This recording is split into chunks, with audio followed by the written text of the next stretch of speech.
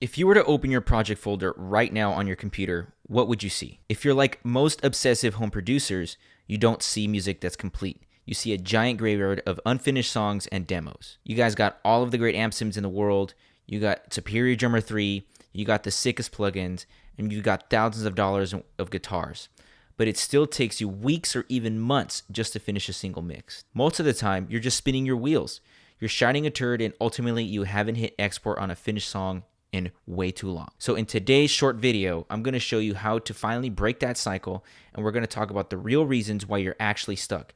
And I'm going to show you exactly how to move from never finishing a mix to actually finally releasing your music. Now, before I get into the root problem here, I want to offer you some direct help. I'm opening up a few slots for a free mix consultation call. This is where I personally audit your specific mixing and production process to see exactly where your bottleneck is. If we're a good fit, we can talk about my 8-week coaching program. This isn't just theory. You and I will take one of your own personal projects and finish it together. You'll see exactly how I tackle your tracks from start to finish so you can get that project off of your hard drive and out to the world. So if you're ready to stop guessing, click in the link in the description below and let's book that call and get you sorted out. So let's take a look at the foundational issue here. Why are you actually stuck? It's because you lack what I call a North Star for your sonic landscape. Now, what do I mean by that? Most people think mixing is about taking random sounds, trying to make them good. But a North Star is a predetermined sonic goal.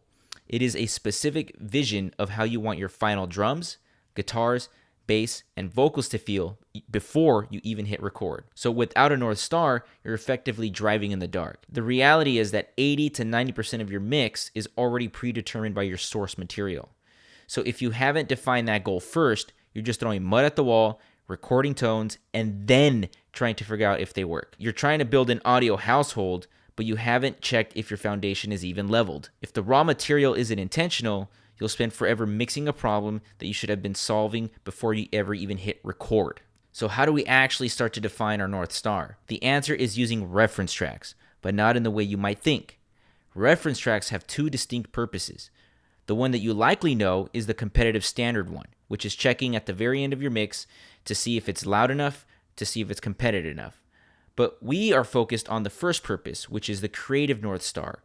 This happens in the preliminary phase before you hit record. You choose tracks with tonal characteristics and vibe that you want for your current project. You use them to identify the sounds you like so that you can create source tones that are similar enough that you aren't fighting your raw materials later. We're using these tracks to calibrate our ears for the characteristics that we want. We're setting the target before we start to shoot. So now let's assume that you have done that and you've calibrated your North Star.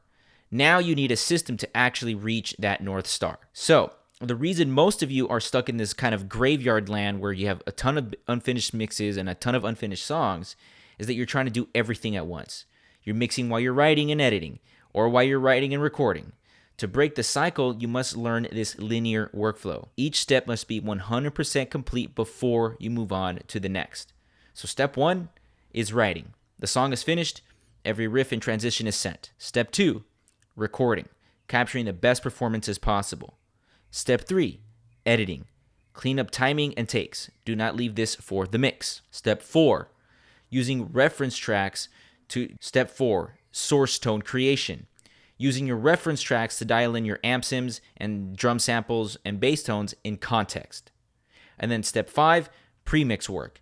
This is with a technical prep. You export your multi-tracks, you import them into a fret session with your mix templates and routing, and this forces you to commit to them and stop tweaking during the songwriting phase. And then Step 6, the final balance and polish, but based on the source tone material that you created. And then finally, Step 7 is the final bounce to the master. And this is where you would also check for revisions. So if you follow this specific order, you're not going to be guessing anymore. You're following a blueprint to be able to get all of the same results over and over and over that you want. So the reason you have a graveyard of unfinished demos and unfinished songs is that you lacked that specific workflow in the previous slide. So when you have a North Star to aim for and a linear path to get there, the phase where you're spending 12 hours tweaking a snare or 10 hours trying to get your drum mix, that whole thing goes away. So if your projects are currently a mess and you don't know how to transition from your raw recordings into a professional mix template, that is exactly what we do in my 8-week coaching program.